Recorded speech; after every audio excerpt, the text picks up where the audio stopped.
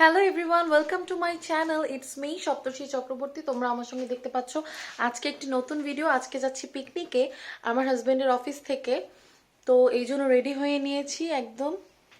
কেমন লাগছে জানাবে অবশ্যই। ফর দ্য ফার্স্ট টাইম আমি আমার ফ্যামিলি বাদে আমার হাজব্যান্ডের সঙ্গে প্রথম কোথাও পিকনিকে যাচ্ছি, তো অন্যরকম একটা অনুভূতি। আমি জাস্ট ওখানে গিয়ে চুলটা খুলে দেবো। এখন চুলটা বেঁধে নিয়েছি কারণ বাতাসে যেন মেসি না হয়ে যায়। এমনিতেই আমার চুলগুলো সামলানো খুবই টাফ। তো চলো বের হওয়া যাক, এরপর তোমাদের সঙ্গে আস্তে আস্তে সব শেয়ার করছি।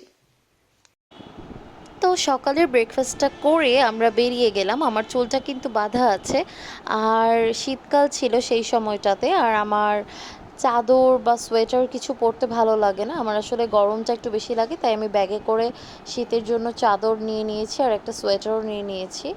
তো এই তো আমরা দুইজন বেরিয়ে গেলাম। আমার মনটা একটু খুশি খুশি ছিল, আবার একটু নার্ভাসও লাগছিল। তারপর সিএনজি দিয়ে ভেঙে ভেঙে অনেকবার যেতে হয়, চলে গেলাম এই সুন্দর পিকনিক স্পটটাতে।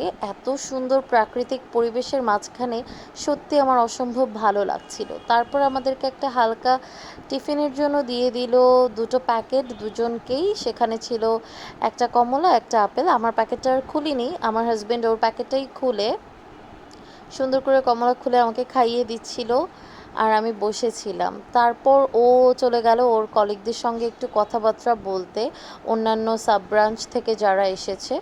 তারপর আমি বসে বসে এই ভিউটা এনজয় করছিলাম। আমি কখনোই না একা থাকলে বোরিং ফিল করি না। এরকম একটা প্রাকৃতিক পরিবেশে আমি নিজেকে ব্যস্ত রাখতে নিজের মতো খুবই পছন্দ করি। এরপর আমরা একটু সবার সঙ্গে কথাবার্তা বলে নিচে নেমে গেলাম। সবার আগে আমরাই নিচে গিয়েছিলাম। একটা কুকুর দেখে কি ভয় পেলাম আমি। তারপরে আমাদের দেখা দেখি অনেকেই নিচে আসছিল। এখানে একটা লেকের মতো ছিল, আর সেখানে দাঁড়িয়েছিলাম আমি। আমার মনটা ভীষণ ফুরফুরে ছিল। এরপর হাঁটাহাঁটি করলাম, ভীষণ ছবি টবি তুলে লাঞ্চে বসে গেলাম। লাঞ্চে ছিল একটা ডিম, চিকেন রোস্ট আর কাচ্চি। আর এরপরে আমাদেরকে কোল্ড ড্রিঙ্কস দিয়ে দিয়েছিল, যেটা আমি খাবার খাওয়ার পর বসে বসে ভিউ এনজয় করতে করতে খাচ্ছিলাম। আর আমার বর এই ক্যান্ডিড ভিডিওটা করেছে, যেটা দেখে আমি রীতিমতো লজ্জায় পেয়ে গিয়েছিলাম। তারপর একটু হেসে দিলাম। এরপর ওখানে বোট রাইডিংয়ের একটা ব্যাপার ছিল, তো আমরা বোট রাইডিংয়ে উঠলাম দুজন প্রথম একসাথে। তবে আমি এর আগে উঠেছি হাতির ঝিলে। তো আমি বেশ ভালো বুদ্ধি করে ওকে বলেছিলাম আমরা সামনের দিকটাতে বসবো, কারণ পেছনের দিকটাতে বসলে ইঞ্জিনের আওয়াজে মানে নৌকা ভ্রমণ কি উপভোগ করব, উল্টো আরও মাথা ব্যথা কিনে নিতে হয়, এরকম একটা ব্যাপার।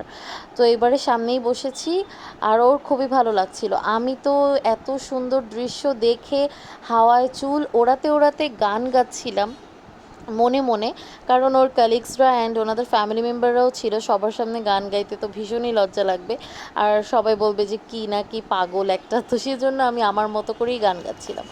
এরপর আমরা হাঁটাহাঁটি করছিলাম, একটু ছবি তুলছিলাম। ওর একজন কালিগ আমাদের বেশ কিছু ছবি তুলে দিয়েছে।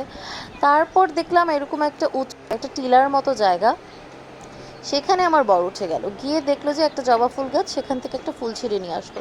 ও প্রত্যেক জায়গায় সব সময় গেলে ফুল ছিঁড়ে আমাকে দেবেই দেবে। তবে সব সময় তো ক্যামেরাটা অন থাকে না, সেই দিন আমার ক্যামেরাটা অন ছিল বলে এই সুন্দর মুহূর্তটা রেকর্ড হয়ে গেল। এই দেখো কি সুন্দর একটা ঝুমকো জবা। তো এরপর সেটা আমার কানেও গুঁজে দিল, আর আমি ভীষণই খুশি হয়ে গেলাম। সে একটু লজ্জাও পাচ্ছিল।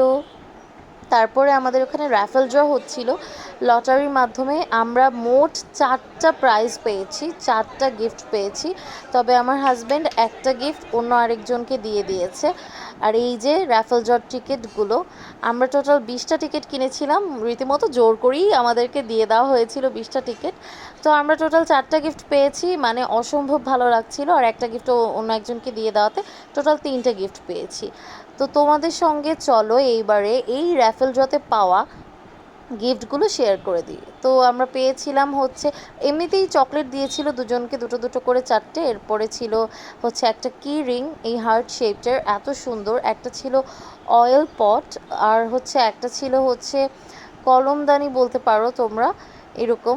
আর আরেকটা ফুলদানি পেয়েছিলাম ফুলসহ, সেটা দিয়ে দিয়েছেও, ব্যাপার না। সবারই তো মন খারাপ হয় তাই না, না পেলে। এরপরে বিকেলের জন্য নাস্তা চলে আসলো। অন্থন ছিল আর কফি ছিল, সাথে ছিল ফ্রেঞ্চ ফ্রাইস, যেটার ক্লিপস আর নেওয়া হয়নি। এই তো আমাদের পিকনিক শেষ, এখন বাসায় চলে যাচ্ছি। টেক লাভ।